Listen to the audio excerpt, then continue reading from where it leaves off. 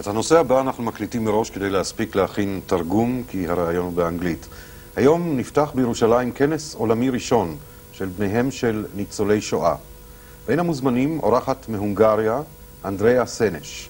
יש לה שם פרטי שני, חנה. היא אכן דודנית של חנה סנש הנודעת. היא היחידה ממשפחתה מצד האב, משפחתה של חנה סנש, שנותרה בחיים לאחר המלחמה. היא פסיכולוגית במקצועה. Good evening. Good evening. Did anybody tell you that you look very much like Hannah Senesh?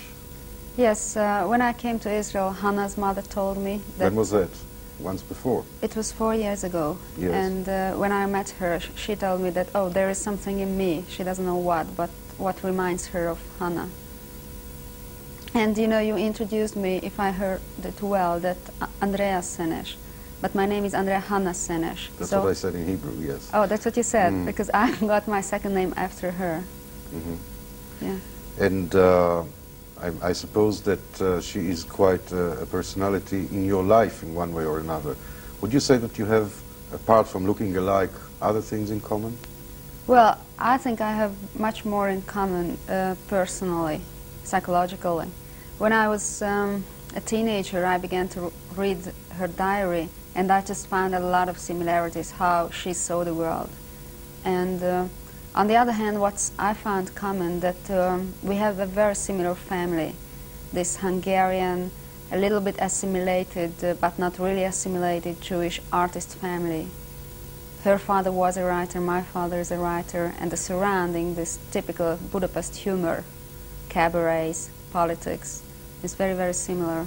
She became, for many, perhaps for most, sort of a symbol, a myth. What is she to you?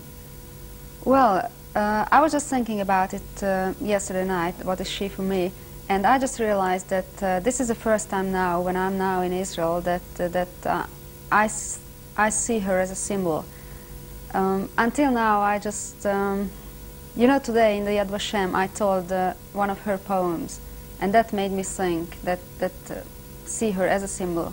But mainly, I was thinking of her as a person, and that's a part of her what I'm connected to.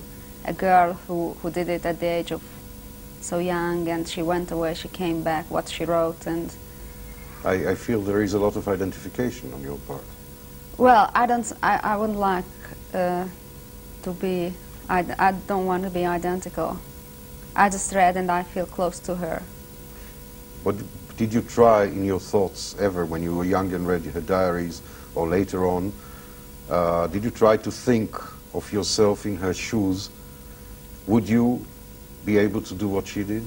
Yeah, that's what I was thinking, and I was thinking honestly that I would say that no, but then I was thinking that the situation brings.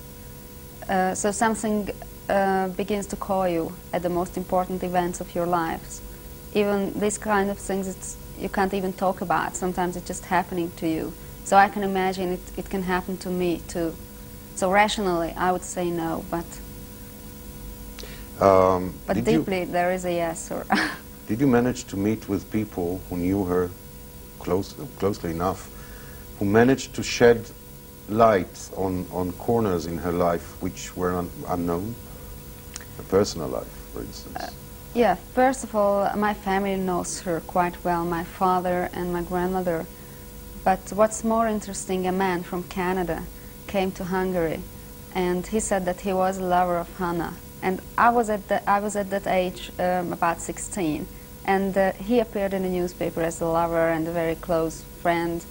And I was very impertinent at that age, and I just asked him that, oh, did you have any sex with her?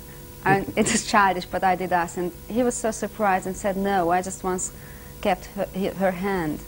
Hand in hand? Hand in hand, yeah, but no more. And then I began to think of her, what could have happened in her life, in her relationship. Well, you are a psychologist, you probably have a theory. I became a psychologist. At that time I was not. No, but you can now have an idea of her makeup. Not a psychologist, but rather I have a personal feeling that to make this mission what she did, she had to stay lonely, so and untouchable, because if you are in a real relationship, it's much difficult to move or to go for a mission. So That's what I feel she had. I don't know whether it was conscious or unconscious or what was it. How well is she and her story known in Hungary? Well, it's not very well known, but in Hungary Jewish life is just flourishing now in the last years. Today is an important day anyhow, because today in the Hungarian Academy of Sciences just founded the Hungarian-Israeli Friendship Organization, just the time we are making this interview.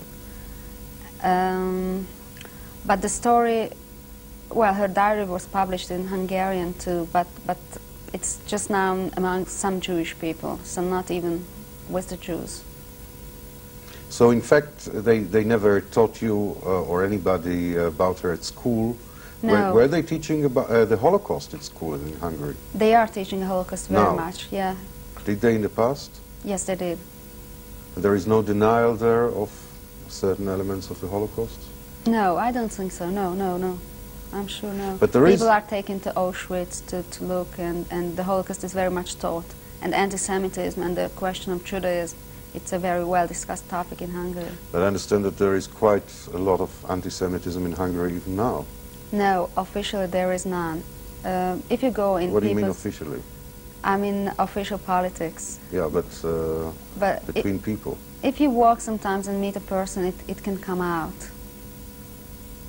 But does it? I mean, you make very little of it. Is it really that little the problem?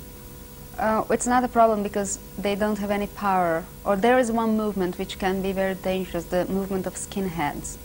And they are drawing Hitler's crosses on the Jewish cemeteries. And there are quite some thousands of them.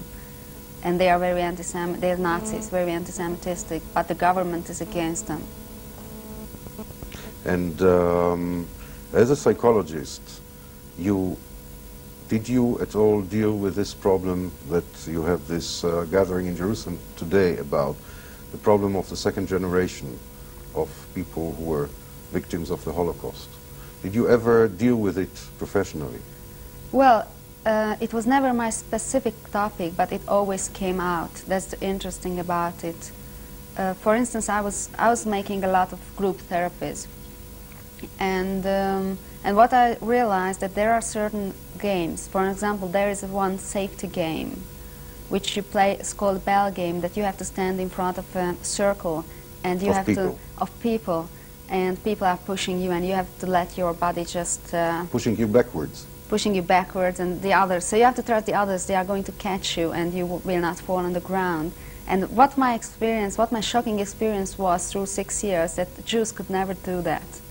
You mean let themselves drop backwards? Yeah, drop backwards and trust those that they will catch them. The ones yes, behind exactly. them. Yeah. So this safety. So I found that the second generation has a lack of trust, very, very much. Do you find this in yourself as well? Yes. For me, it's very difficult to trust everything. Yeah. I introduced you as a psychologist, but I understand that you have many other interests. Like what? Well, I'm just changing a bit of my profession. I'm going to film business too. I studied TV film directing. You mean what area? Documentary? I would prefer to do documentary films and portrait films and yeah. Interviews. Do you have any particular subject you'd like to start with? Well, the question is just one. I would like to make a film about Andrea Szenes, a documentary film. You know that there is a feature film on her. Oh, I know. That's a feature film. I would like to make it rather documentary. So showing her what I told, that rather a person, not a symbol or famous persons are persons. So I want to catch the personal part of her, rather. And in fact, you've got the research ready-made already, haven't you? Well, I made a lot of interviews about her in Hungary and in Israel too. So you're ready to go? I'm ready to go. I just have to find some sponsors. And you know, in Hungary you have to organize when you want to make a film in a very difficult way. Well, we've heard about this problem in other countries as well. I wish you success with this film and your work in television. Thank you very much, Andrea Szenes. Thank you very much. ואנחנו שוב בשידור חי.